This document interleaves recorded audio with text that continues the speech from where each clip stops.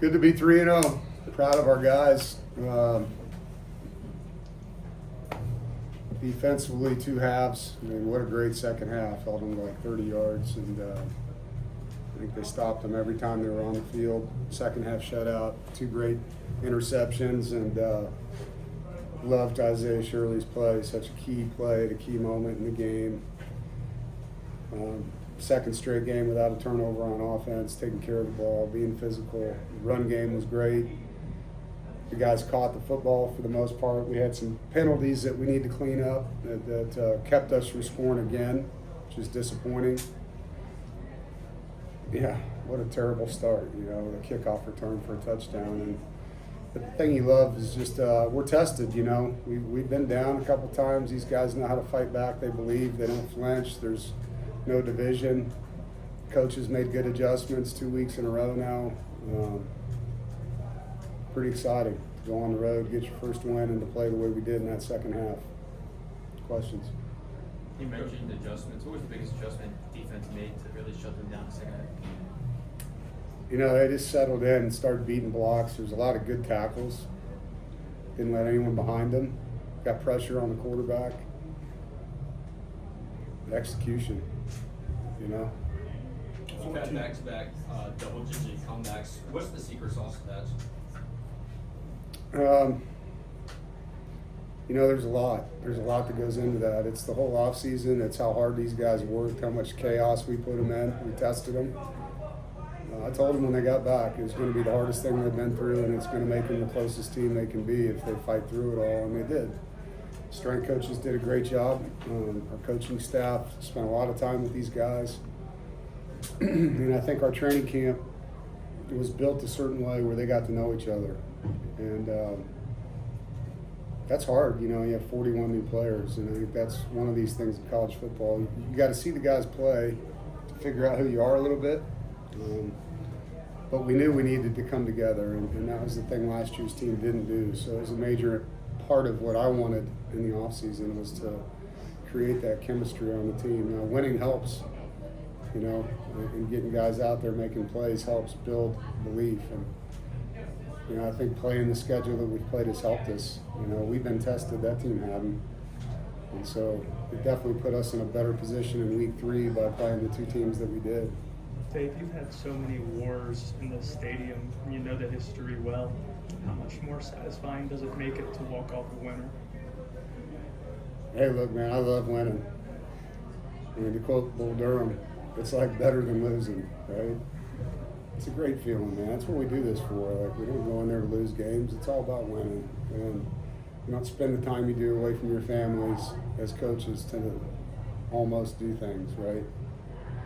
And so our goal is to be undefeated, and every week it's one game at a time, and it doesn't matter how it ends up, it's a W however you cut it. And there's a lot of good stuff in that game, man. Our kicker did a great job. Our punter was phenomenal in that game. Our punt coverage was great in that game. There's just things that really helped us win that football game. I was really disappointed in the targeting call. I'm going to tell you, I thought that was not a good call. Last year we lost Grayson McCall to a play that wasn't targeting, but that was today. I'd love an explanation on that. Thought that was about as clean as you could do what he did when the guy was running the football. And now we lose Sebastian for the first half of next game.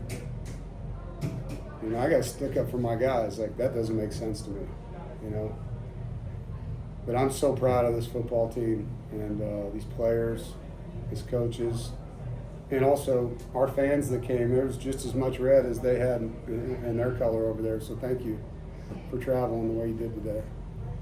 You mentioned you saw this team come together. At what point did you kind of know they came together, unlike last year's team? I could feel it in training camp, but until you're on the field in the game, and the finish of the opening game, I think really made me feel like, and I've been saying this, it's a fun team to coach. I've been saying this for a long time to you guys, and you can see why. They're just a bunch of good kids that work hard, they take coaching, they're talented, and they're bought in, and so for me, it's refreshing. It's really refreshing. The whole team obviously has a great vibe and chemistry going on, but just looking at your offense and seeing the skill of CJ, Smithers, and Jolie, how much does that elevate what you guys are able to do?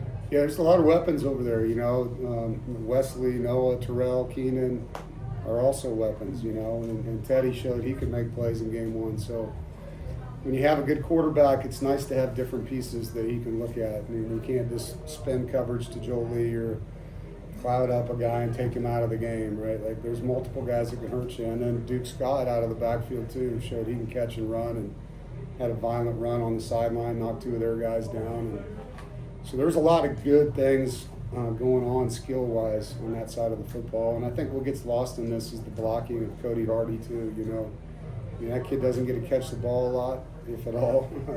But, boy, does he make a difference in the run game. Dave, last year's away game was where CJ was first really thrown into the spotlight. You can kind of see some of those rookie mistakes. This year, he goes 3 passing touchdowns, no turnovers. Can you speak on his growth? Yeah, I'm so proud of CJ. What you guys don't see is how he leads the team, you know, how big his voice is now, how accountable he'll hold people, and back it up with his own work. And the thing that's really awesome, and it was this way last year with him, is if he makes a mistake, he's the first one to say, that's on me, you know. And so it's easy to follow a guy like him. And he knows the offense, he understands it, he makes plays with his feet, he takes care of the football, and he gives guys a chance to make a play.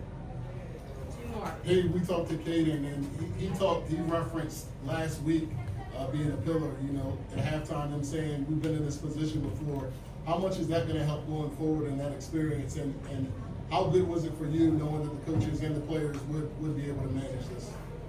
Yeah, it helps. I mean, you know, 80% of the games, this is, you guys prove me wrong if you want on this one. This is the research we did. Last year's college football, Power 4, and NFL football, 80% of the games were one-possession games. And so last year we did not do well in those games, and so it was a massive emphasis. We've put them in so many game-ending situations in practice, into half, into game, 4-minute, 2-minute. And so it's comfortable for them now. They understand what they have to do. They excel. And people call it pressure situations. To me, when those happen, you always revert back to your training. And so they believe. You know, they're comfortable. They know what to do. They know how to do it, and they believe they can get it done. You've had some good running backs at State and Hollywood Smothers. He's a bell cow. I mean, just to have that weapon, how easier does that make it for you as a coach? It helps a lot when you got a dude like him, man, and he is tough, and he demands things on the sideline.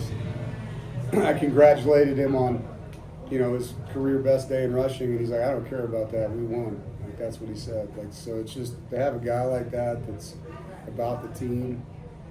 Again, refreshing. But guys follow people like that, you know.